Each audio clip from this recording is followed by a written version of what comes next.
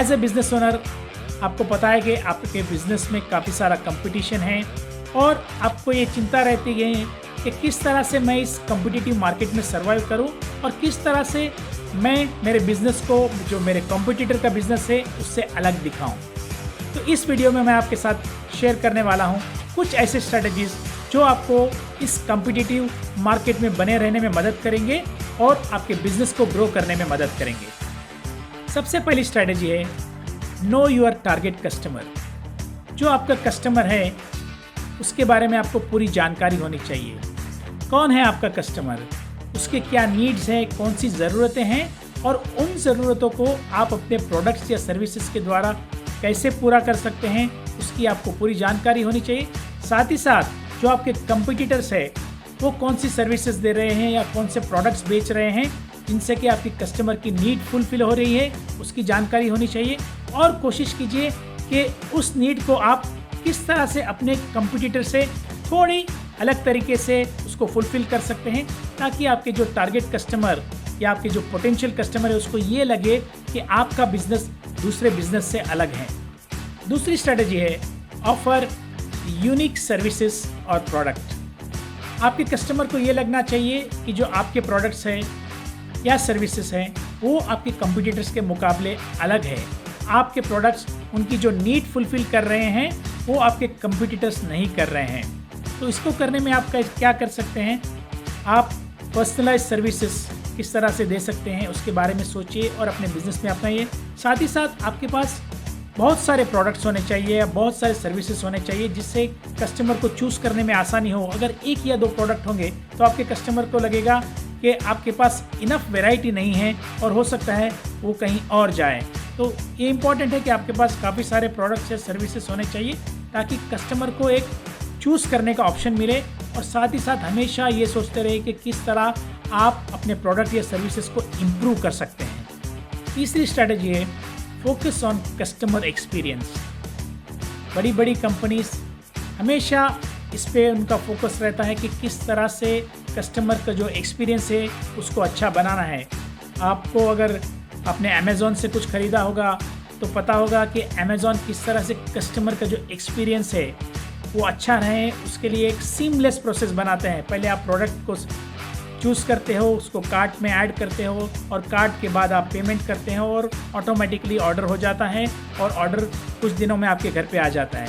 तो एक customer experience पे वो फोकस करते हैं कि कस्टमर को किसी तरह की तकलीफ़ ना हो और एक्सीलेंट कस्टमर सर्विस दी जाए। साथ ही साथ अमेज़ॉन की जो सर्विस है उससे मैं काफ़ी प्रभावित हूँ। उसके रिफंड्स इमीडिएटली दे देते हैं ताकि आपको कोई प्रॉब्लम ना हो।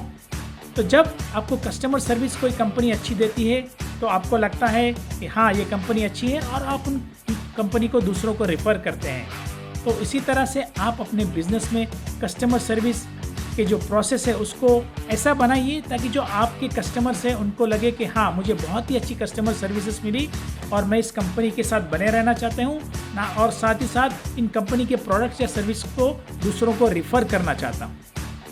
चौथा है एम्ब्रेस टेक्नोलॉजी। अगर हमें इस कॉम्पिटिटिव मार्केट में सर्वाइव करना है और हमारे बिजनेस को ग्रो करना है तो बहुत ही इंपॉर्टेंट है हम हमारे बिजनेस में टेक्नोलॉजी को अपनाएं।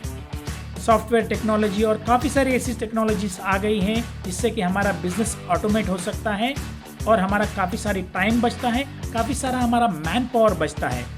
अगर मैं मेरे बिज़नेस की बात करूं तो जब भी मैं वर्कशॉप करता हूं तो जो लोग रजिस्टर करते हैं उनको वर्कशॉप के बारे में सारी डिटेल, उसका डेट, टाइम, ज्वाइनिंग लिंक, ये सारा एक ईमेल के माध्यम से चला जाता है और वो ईमेल ऑटो रिस्पॉन्डर मोड में होता है। इसका ये मतलब है कि जब भी कोई रजिस्टर करेगा तो उसको ऑटोमेटिक वो ईमेल चला जाएगा। तो उससे काफ़ी सारी मेरा टाइम बचता है और लोगों को भी इमीडिएटली ईमेल मिलता है। तो ऐसी काफ़ी सारी सिस्टम्स है, टूल्स है मार्केट में अवेलेबल है जिससे कि आपके बिजनेस में आप अगर इनका इस्तेमाल करेंगे तो आपका काफ़ी सारा टाइम बचेगा और आपके कस्टमर भी खुश रहेंगे, उनको जल्दी से सर्विस मिलेगी और जो टाइम गैप है, टाइम डिले है, वो काफ़ी हद तक कम हो जाएगा। पाँचवा है स्टे फ्लेक्सिबल एंड अडेप्टेबल। मैंने कई बार देखा है कि काफ़ी सारे बिजनेसेस चेंज नहीं होते हैं, बरसों से वही प्रोडक्ट्स बेच रहे हैं, वही सर्विसेज बेच रहे हैं और उनका मार्केट श्रिंक हो रहा है, उनको पता होता है, लेकिन अपने बिजनेस मॉडल को ना चेंज करते हैं, ना नए प्रोडक्ट्स को लाते हैं, ना उनकी सर्विसेज को चेंज करते हैं और धीरे धीरे एक ऐसा टाइम आता है जब उनको लगता है कि हमारा बिजनेस काफ़ी डूब रहा है और उस टाइम पे काफ़ी देरी हो जाती है। तो हमेशा फ्लेक्सिबल रहें और अडेप्टेबल रहें, क्योंकि कंज्यूमर की और कस्टमर की नीड्स समय समय पे चेंज होती हैं। तो उन नीड्स को फुलफिल करने के लिए आपको अपने बिजनेस को भी अडेप्टेबल और फ्लेक्सिबल रखना पड़ेगा। आपको हो सकता है अपना जो बिजनेस मॉडल है उसको चेंज करना पड़े। बिजनेस मॉडल को आपको B2B या से B2C यानी बिजनेस टू कंज्यूमर ले जाना पड़े अगर आप बिजनेस टू बिजनेस कर रहे हैं। या हो सकता है आपके जो अगर आपके ब्रिक एंड मोटर स्टोर्स है, जिसका मतलब है कि रिटेल स्टोर्स है, तो हो सकता है आपको उसको साथ ही साथ ऑनलाइन ले जाना पड़े, ई-कॉमर्स में ले जाना पड़े। तो ये सारी चीज़ें आपको समय समय पर करनी होगी। इसके लिए आपको फ्लेक्सिबल रहना पड़ेगा। हो सकता है आपकी मार्केटिंग स्ट्रैटेजीज आपको चेंज करनी पड़े, या हो सकता है कि जो आप प्रोडक्ट बेच रहे हैं वो प्रोडक्ट को बंद करके नए प्रोडक्ट्स मार्केट में लाने होंगे और नई चीज़ों को अपनाना होगा। तो उसके लिए बहुत ही ज़रूरी है आप एक फ्लेक्सिबल रहें अपने अप्रोच में, ताकि आपका बिजनेस ग्रो कर सके। छठा है कंटिन्यूस इम्प्रूवमेंट। जापान में एक शब्द है जिसको बोलते हैं काइजेन, जिसका मतलब है कंटिन्यूस इम्प्रूवमेंट। जापान की जितनी भी बड़ी कंपनीज होती है वो इन चीज़ों पर फोकस करती है, कंटिन्यूस इम्प्रूवमेंट पे, और जिसकी वजह से हमें पता है कि जापान के प्रोडक्ट्स पूरे वर्ल्ड में माने जाते हैं क्वालिटी के हिसाब से। तो हमें भी हमारे बिजनेस में कंटिन्यूसली इम्प्रूव करना है हमारे प्रोडक्ट्स या सर्विसेज को। लेटेस्ट ट्रेंड्स जो चल रहे हैं मार्केट में उससे अवगत रहना है और उन लेटेस्ट ट्रेंड्स को हमने बिजनेस में अपनाना है, लेटेस्ट टेक्नोलॉजीज़ को अपनाना है, और साथ ही साथ हमारे कस्टमर से रेगुलर फीडबैक लेना है, क्योंकि कस्टमर्स की नीड्स चेंज होते रहती है। जब हम उनसे फीडबैक लेते रहेंगे रेगुलरली और हमारे जो प्रोडक्ट्स या सर्विसेज को उसके हिसाब से हम बनाएंगे, तो हमारा बिजनेस कंटिन्यूसली ग्रो करेगा। और ये जो कॉम्पिटिटिव मार्केट है उसमें ना ही हम सर्वाइव करेंगे बल्कि ग्रो करेंगे। उम्मीद करता हूँ कि जो मैंने स्ट्रेटजीज आपके साथ शेयर की हैं आपके बिजनेस में आप अपनाएंगे और आपके बिजनेस को ग्रो करने में आपको मदद मिलेगी। अगर ये वीडियो आपको पसंद आए तो उसे लाइक कीजिए, शेयर कीजिए और मेरे चैनल को सब्सक्राइब कीजिए। अगला वीडियो लेके जल्दी आऊँगा और वीडियो देखने के लिए आपका बहुत बहुत शुक्रिया।